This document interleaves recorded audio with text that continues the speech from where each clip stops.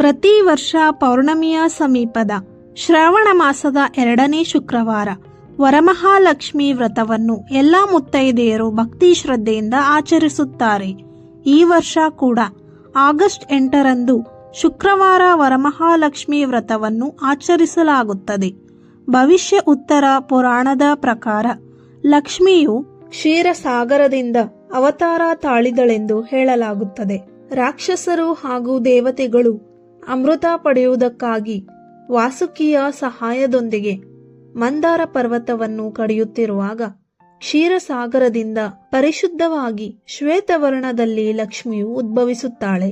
ಲಕ್ಷ್ಮಿ ಎಂದರೆ ಶುದ್ಧತೆಯ ಸಂಕೇತವಾಗಿರುವುದರಿಂದ ಹಬ್ಬದ ದಿನದಂದು ಮುಂಜಾನೆ ಎದ್ದು ಮನೆಯನ್ನು ಶುಚಿಗೊಳಿಸಿ ರಂಗೋಲಿ ಹಾಕಿ ತೋರಣಗಳಿಂದ ಬಾಗಿಲುಗಳನ್ನು ಅಲಂಕರಿಸಿ ಅಭ್ಯಂಜನವನ್ನು ಮಾಡಿ ಶುಭ್ರವಾದ ಬಟ್ಟೆಯನ್ನು ತೊಟ್ಟು ಮಡಿಯಲ್ಲಿ ನೈವೇದ್ಯವನ್ನು ತಯಾರಿಸಲಾಗುತ್ತದೆ. ತುಂಬಾ ಸರಳವಾಗಿ ಮಹಾಲಕ್ಷ್ಮಿ ಅಮ್ಮನವರಿಗೆ ಇಷ್ಟವಾಗುವ ರೀತಿ ಹಬ್ಬ ಮಾಡುವ ವಿಧಾನ.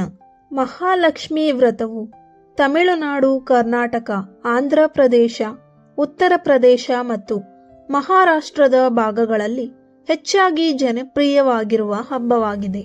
ಇದನ್ನು ಶುಕ್ರವಾರದಂದು ಶ್ರಾವಣ ಶುಕ್ಲ ಪಕ್ಷದಲ್ಲಿ ಆಚರಿಸಲಾಗುತ್ತದೆ.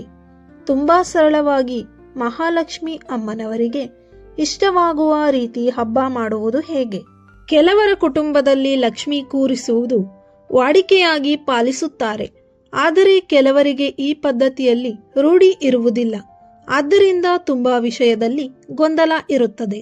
ವರಮಹಾಲಕ್ಷ್ಮಿ ವ್ರತ ಆಚರಣೆ ಮಾಡುವವರು ಪದ್ಧತಿಯನ್ನು ಅನುಸರಿಸಬೇಕು.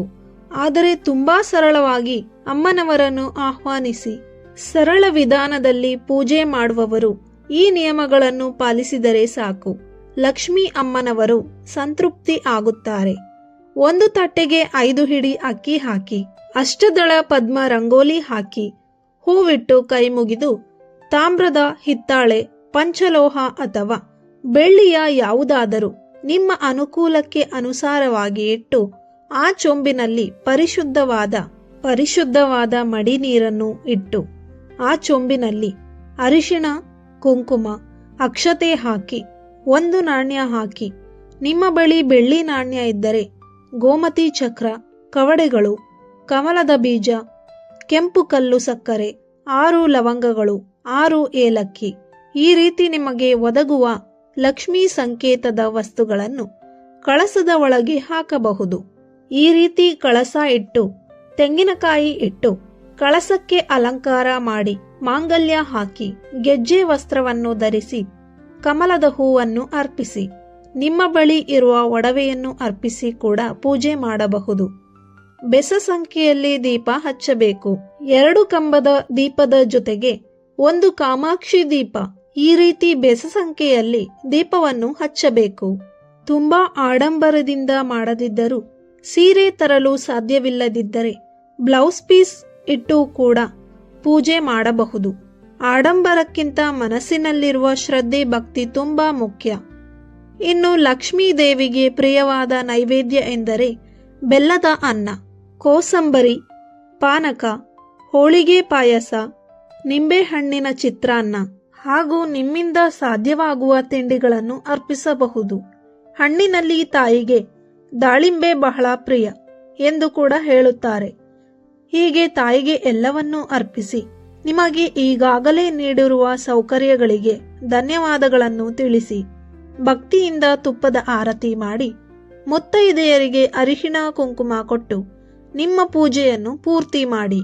ಈ ಬಾರಿ ವರಮಹಾಲಕ್ಷ್ಮಿ ವ್ರತ ದಿನವು ಆಗಸ್ಟ್ 8, 2025ರಂದು ಮಹಾಲಕ್ಷ್ಮಿ ಹಬ್ಬವನ್ನು ಆಚರಿಸುತ್ತಾರೆ. ಶ್ರೀ ವರಮಹಾಲಕ್ಷ್ಮಿ ಅಮ್ಮನವರು ಎಲ್ಲರಿಗೂ ಸಂಪತ್ತು, ಸಮೃದ್ಧಿ, ಆರೋಗ್ಯ ಭಾಗ್ಯ ಕೊಟ್ಟು ಕಾಪಾಡಲಿ ಎಂದು ಕೇಳಿಕೊಳ್ಳುತ್ತೇನೆ. ವಿಡಿಯೋ ಇಷ್ಟವಾಗಿದ್ದಲ್ಲಿ ದಯವಿಟ್ಟು ಲೈಕ್ ಮಾಡಿ, ಶೇರ್ ಮಾಡಿ ಹಾಗೂ ಸಬ್ಸ್ಕ್ರೈಬ್ ಮಾಡಿ. ಕೊನೆವರೆಗೂ ಕೇಳಿದ್ದಕ್ಕಾಗಿ ಧನ್ಯವಾದಗಳು.